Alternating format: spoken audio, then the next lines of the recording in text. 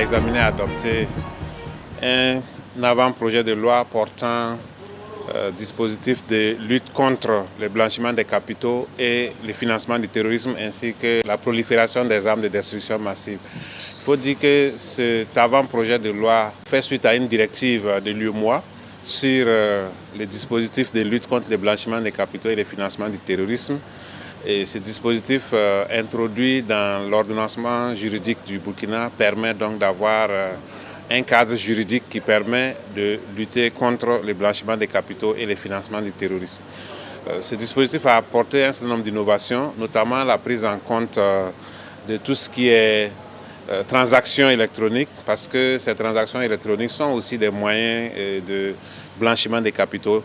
Et également, à côté de cela, il y a le renforcement du dispositif de sanctions, également le dispositif de détection de tout ce qui est financement du terrorisme, tout ce qui est lutte contre le blanchiment des capitaux.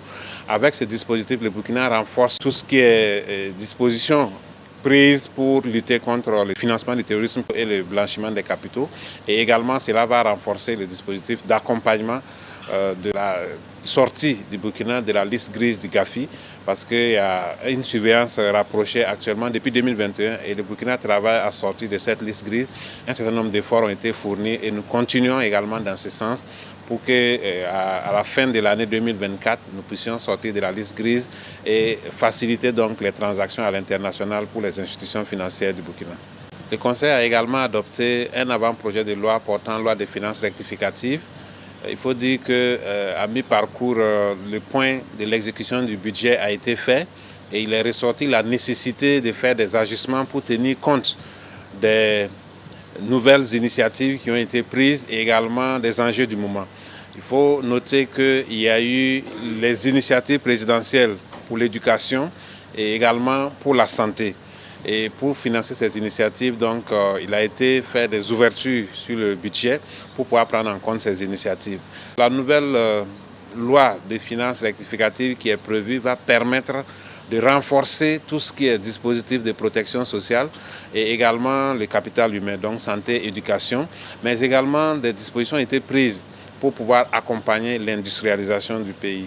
Donc, ce qui a été prévu, c'est un rehaussement au niveau des recettes et une réduction des dépenses, mais surtout une meilleure répartition pour prendre en compte les questions de santé et les questions d'éducation.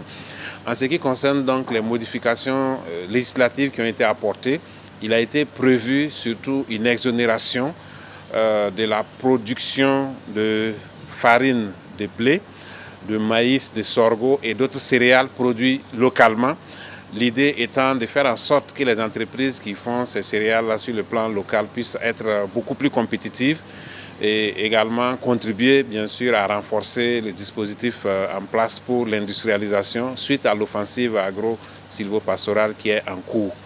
Et il faut également dire qu'il y a quelques ajustements techniques qui ont été proposés au niveau du Code des impôts.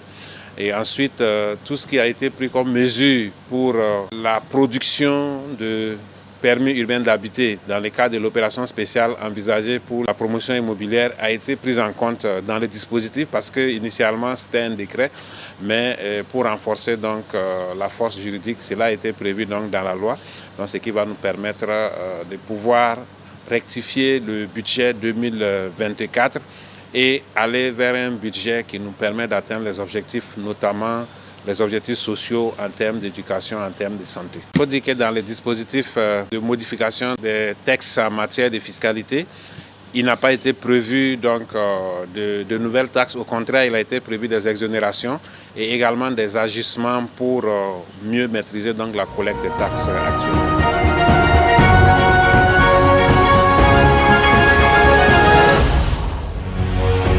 Face 7, une autre facette de l'information au Burkina Faso.